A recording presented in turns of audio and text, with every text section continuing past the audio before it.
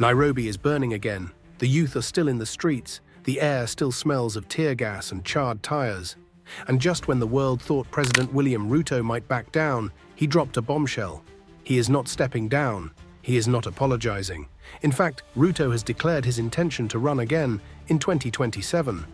This is no longer just a protest. This is a generational face-off between the old system and a new movement that refuses to be silenced. In this special report, we break down what's really happening behind the scenes, what Ruto's announcement means, and why Kenya is now standing at the edge of something explosive. But before we dive in, like and subscribe to our channel, and do not forget to hit the notification bell so you do not miss an update on what is happening in our continent.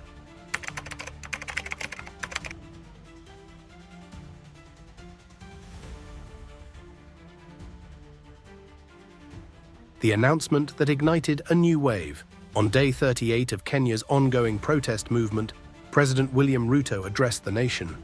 His words were calm, but the impact was seismic. "I am not stepping down," he said. "My job is to serve Kenyans. I will continue doing so through 2027, and if the people permit, beyond." In another context, these words might seem ordinary, a president defending his mandate, but in the current climate, they were gasoline on fire. The streets were still full of protesters, mothers were still mourning their sons, young people were still chanting in defiance, and Ruto was talking about 2027. The announcement didn't calm tensions, it sharpened them. It was seen as tone-deaf, arrogant, and disconnected from reality. To many Kenyans, it confirmed their fears, that the leadership is not only unwilling to change, but blind to the suffering that triggered the protests in the first place. From finance bill to full-blown uprising, this all began with one bill, the Finance Bill 2024. It aimed to raise taxes on everything from bread to mobile money transfers. For many Kenyans, already burdened by economic hardship, it was the final insult. The bill proposed additional levies on internet usage, digital creators, and basic commodities. It signaled a government out of touch with the economic realities of ordinary citizens. Many felt betrayed by a leader they once believed in. But what started as economic frustration quickly evolved. Within days, thousands of young Kenyans took to the streets, not just in Nairobi, but in Mombasa, Kisumu, Eldoret, Nakuru. Even in small towns, the youth were rising. Why? Because it wasn't just about the finance bill, it was about years of joblessness. It was about leaders who talked down to the youth. It was about police brutality. And it was about a system that seems rigged from the top. The power of a leaderless movement. What makes this protest movement unique is that it has no official leader. There's no single face, no political party, no manifesto.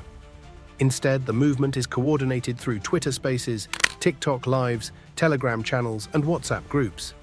Gen Z Kenyans are organizing themselves, digitally and on the ground.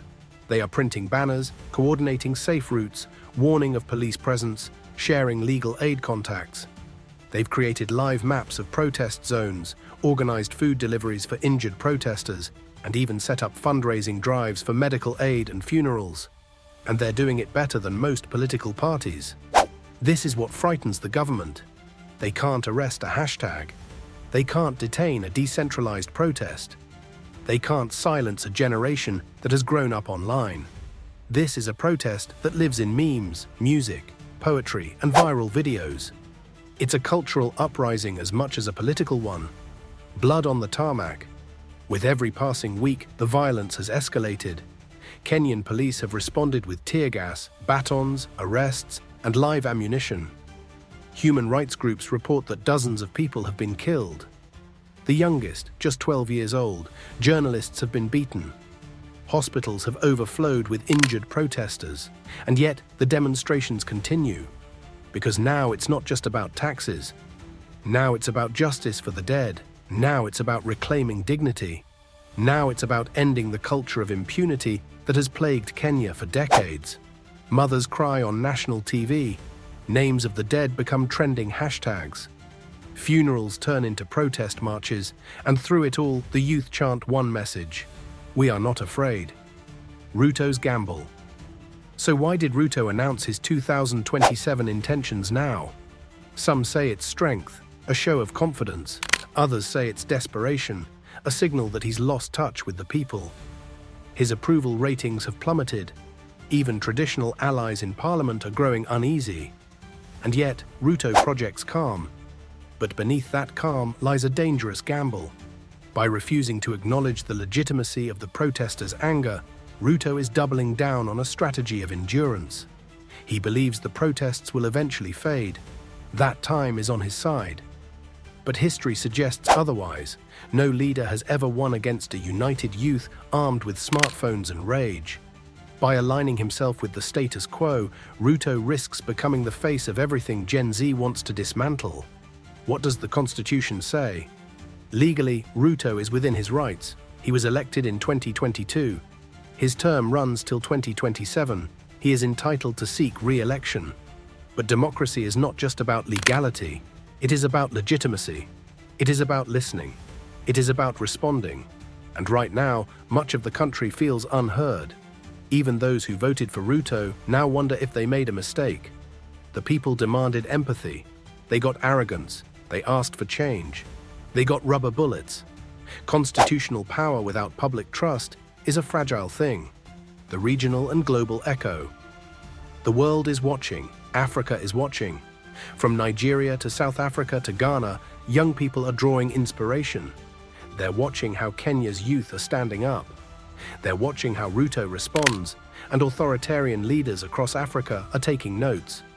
Because what happens in Kenya will echo. It will echo in elections, in movements, in revolutions. Kenya has always been a bellwether for African democracy. Now it may become the spark. What begins as a protest in Nairobi can become a signal across a continent, a message that Africa's youth will no longer be ignored. A country at a crossroads. So where does this end? Does the government back down and open genuine dialogue? Or does it continue to arrest, silence, and shoot? Does the movement lose steam, or does it grow into something bigger? The answer depends on what happens in the next few weeks. Already, artists, celebrities, lawyers, and even some clergy are joining the cause. The international media has begun to cover it. Diaspora communities are organizing solidarity protests. And most importantly, young people are not giving up. They see themselves not just as protesters, but as nation builders, as citizens who refuse to be spectators. The spirit of Kenya. This is not the first time Kenyans have fought for justice. From the Mau Mau resistance to the Second Liberation. From protests against Moi to the push for a new constitution. Kenyans have always risen, and they are rising again, not with guns, but with courage. Not with hate, but with hope. This generation may be young, but they are awake, and they are not afraid. The government can shut down roads, they can arrest influencers, but they cannot stop an idea whose time has come. You've been watching Pan-African Hub. If this story moved you, like, comment, and share.